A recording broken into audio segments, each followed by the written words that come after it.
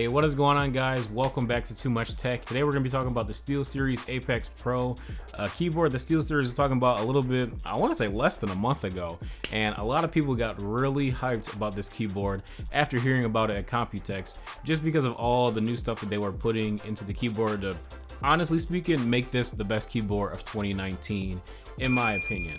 So that's just what this review is going to be about. We're going to be talking about how this keyboard is so good, and I don't know how they made it so good, but it is. So the first thing that I want to talk about is just the overall design of the keyboard.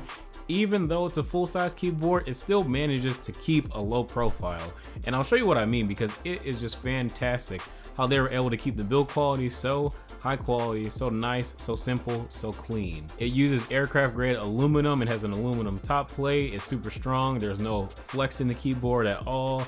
And like I said, the profile is really small. They were able to squeeze everything into a nice, compact, and clean body and throw in a ton of new features as well. And the keyboard also has this magnetic wrist rest that is soft touch. There's no cushion or anything on it, but it feels really nice. It doesn't really need to be cushioned. It's just there to make sure that your wrists don't get cramped when you're gaming or typing for long hours. So they have a singular button on the top right of the keyboard that takes care of all your media controls, basically, between the button and the little volume roller. So if you want to hold the volume roller, it goes into the menu to configure a lot of things about the keyboard, and that we'll get into a little bit later. But as far as media is concerned, obviously you roll it up and down for volume, press it for mute, and the button underneath, press once to play pause, press twice to skip track, and press 3 times to rewind. How much more simple could it get? Honestly speaking, this is better than having them in an F row. You just got one dedicated key that can control everything and one roller that controls all your volume. Next to that, you got an OLED screen that you can customize and make it say whatever you want. All you do, you just edit a very basic photo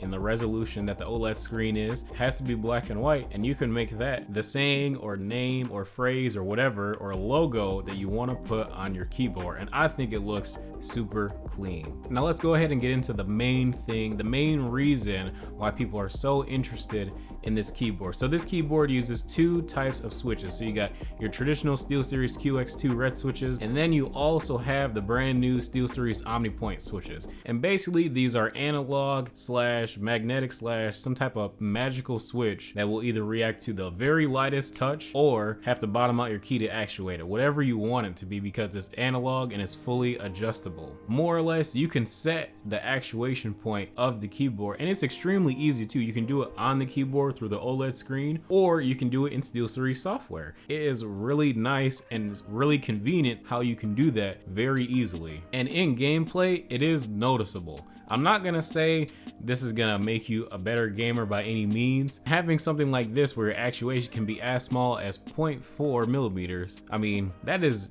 instant. It's just so fast. Most of the time that I use this keyboard, I just had it set at the very lowest point because I don't really bottom out the keys on a regular basis unless I'm typing. I really wanted to try what it was like to use a ton of hypersensitive keys. And honestly, in typing, in gaming, it never really messed me up more than I, mess up as a human as far as typing or trying to input commands gaming. Maybe my adjustment period didn't take as long because I'm used to using Cherry MX speed switches on my Ducky keyboard, but I really do like using these keys in their hypersensitive mode. I have tried them when you had to bottom out the keys to actuate it, and since I never naturally used the keyboard like that, I didn't really enjoy that one, but I know that some gamers might enjoy that. Or maybe there's a situation where you always find yourself accidentally pressing a particular key.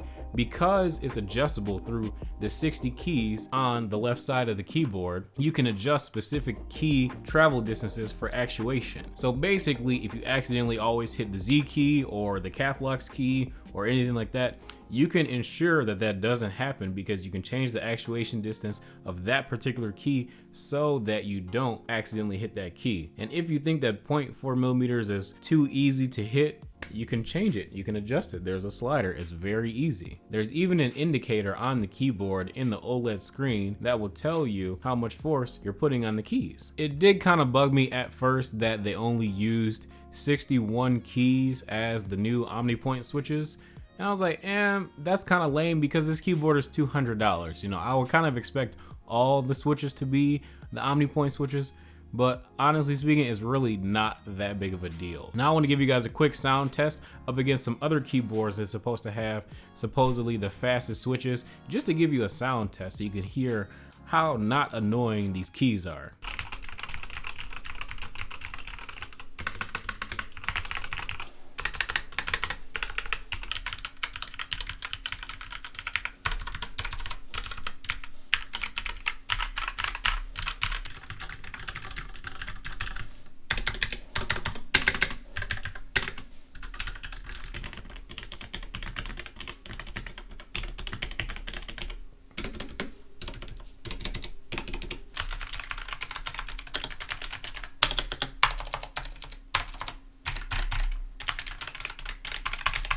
I think the sound of the OMIPOINT switches are really nice. It's not very annoying at all.